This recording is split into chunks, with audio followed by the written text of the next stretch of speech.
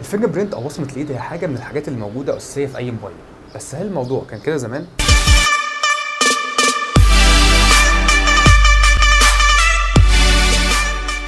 زمان عشان كنت تضطر تفتح الموبايل كنت تكتب يا اما بن يا اما باسورد يا اما كود كده، وكان الموضوع مقرف بالنسبه لبعض الناس لانهم كانوا الباسورد بيبقى طويل شويه. بعدها ظهر الباترن، النقط اللي كنت بتعملها على بعض كده وتوصلهم ببعض على اي شكل، علامه صح او علامه غلط ايا كان، بس برضه الموضوع كان بيتعرف لان لو حد واقف جنبك هيبص عليك وهيعرف برضه.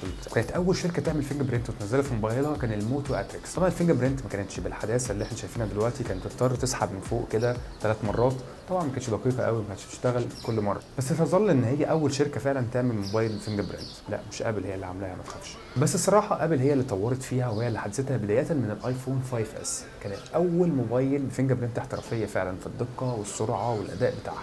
حتى الانرولينج ميثود ذات نفسها بتاعت الفينجر برينت كانت حلوه، اللي هو بتحط صباعك وتشيله كذا مره.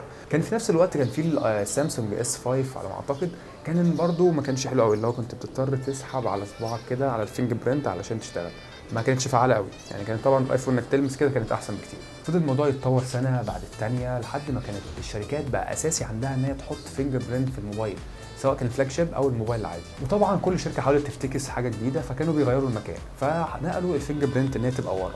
في ناس قالت ان دوت المكان الاصلي ليها، لانك لما تيجي تمسك الموبايل، ماسكه المريحه بتاعت الموبايل عامه بتبقى كده، انت ماسك الموبايل كده فصباعك فين هنا هو، فدوت المكان الاساسي للفينجر برينت. في الموبايلات اللي شاشتها كبيره كان احسن انك تحط الفينجر برينت ورا، انك تبقى ماسك الموبايل كله. بالنسبه لي مش شايف ان قدام احسن ولا ورا احسن، في الجنب.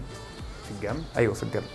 الموضوع ما انتشرش قوي في معظم الموبايلات لان المكان كان غريب نوعا ما. اول شركه عملته كانت شركه اسمها نيكست بت، موبايل اسمه روبن. الشركه دي تبع شركه ريزر اللي هي لسه منزله ريزر فون، كانوا حاطين الفينجر برينت هنا في الجنب. واكتر شركه متمسكه بالمكان دوت هي سوني، بدايه من سوني زي 5. بالنسبه لي ده احسن مكان انا شايفه، يعني اللي هو انت فعلا انت ماسك الموبايل كده صباعك دوت الطبيعي هيبقى محطوط هنا، فالطبيعي ان انت تبقى حاطط صباعك هنا، ودوت المكان الاساسي للفينجر برينت. ومع التطوير في المكان كان لازم برضه يطوروا في الفانكشناليتي بتاعه الفينجر برينت. ايه الاداء اللي هي بتعمله؟ مجرد فتح الجهاز بس مش اكتر؟ لا، عندك مثلا ال جي قالت لك بدل ما تكون في زرار يفتح الموبايل وفينجر برينت، ما نخلي زرار الباور هو الفينجر برينت. فعملوا الموبايل ورا، الفينجر برينت تبقى ورا وفي نفس الوقت زرار بيدوس عليها. شركات تانية زي لينوفو وموتو وميزو حاولوا يفتكسوا موضوع اكبر من كده شويه، اللي هو يخلك بدل الفينجر برينت يفتح بس، لا خلينا نعمل حاجه ثانيه. قال لك بدل ما يكون في زراير تحت ما نشيلهم خالص ونخلي الفينجر برينت هي اللي تعمل كل حاجه، هي اللي تروح باك وهي اللي تفتح ريسنت ابس وهي تبقى الهوم. عندك اول حاجه انك لما تلمس الفينجر برينت تروح باك، تدوس عليها يبقى هوم، تروح يسحب عليها يمين او شمال يفتح لك الريسنت ابس. وخلوك كمان لما تدوس دوسه مطوله على الفينجر برينت الموبايل يقفل، فكده خلوا لك كل حاجه تقريبا انت عايز تعملها في الفينجر برينت. شركات تانية زي شاومي وانفينكس وواوي قالت لك بدل الحاجات اللي مالهاش لازمه ديت، لا يا عم احنا نخلي الشريط دوت موجود الفيدباك والهوم كل حاجه، ونخلي الناس تستخدم الفينجر برينت بطريقه احسن.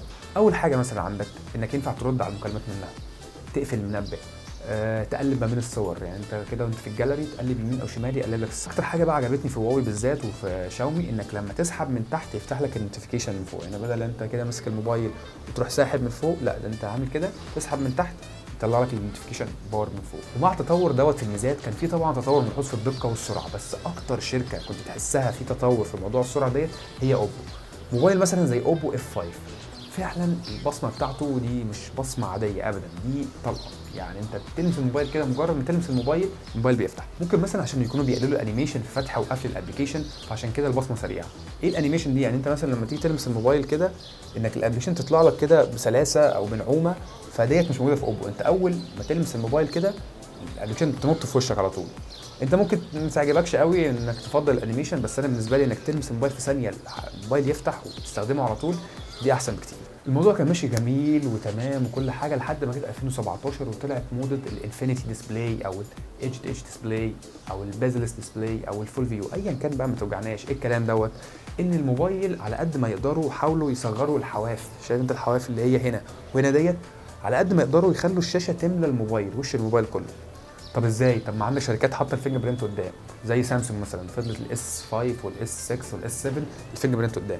جه في الاس 8 عملوا الانفينيتي ديسبلاي فاضطروا يشيلوا الفينجر برينت، هيحطوها فين؟ هيحطوها ورا. طب وابل شالوها خالص من الوش، حطوها فين؟ شالوها خالص. الايفون اكس ما فيهوش اصلا فينجر برينت. ما علينا، الترند دلوقتي بقى هي الشاشات الكبيره، فالشركات على قد ما تقدر بتستغل وش الموبايل كله وانها تحط شاشه. فنظريا فكره ان الفينجر برينت تبقى قدام ديت خلاص هتنتهي، بس جايه لك شركه اسمها فيفو. اللي ما يعرفش شركه فيفو ديت، هي من اكبر 5 شركات في العالم في الموبايلات عامه. بالتعاون مع سنابتكس، شركه بتعمل قوارئ بصمه وشويه تكنولوجيا على قدها كده يعني، عملوا اول فينجر برينت امبيدد في السكرين بتاعت الموبايل.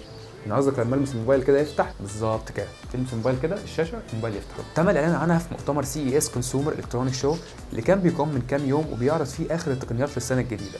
ودي كانت من اكتر الحاجات المذهله اللي تم الاعلان عنها في المؤتمر السنه دي. وطبعا حاجه زي ديت لازم كل الشركات السنه الجديده في 2018 او في 2019 طبعا بالنسبه لابل لازم تحطها في الموبايل بتاعها. لازم دلوقتي خلاص فكره ان الشاشه الجديده دي هتفضل موجوده. طبعا في طرق حمايه بديله زي الفويس ريكوجنيشن او الفيس ريكوجنيشن او الايريس سكانر، يعني ممكن تفتح الموبايل بصوتك او بوشك او بقزحيه عينك، بس عمر ما في حاجه في رايي هتستبدل بصمه الايد في الدقه او السرعه او الحمايه، وهتفضل تتطور سنه بعد سنه، وهتفضل في نظري اكتر وسيله عمليه لفتح الموبايل. بس كده كفايه رغي، سلام.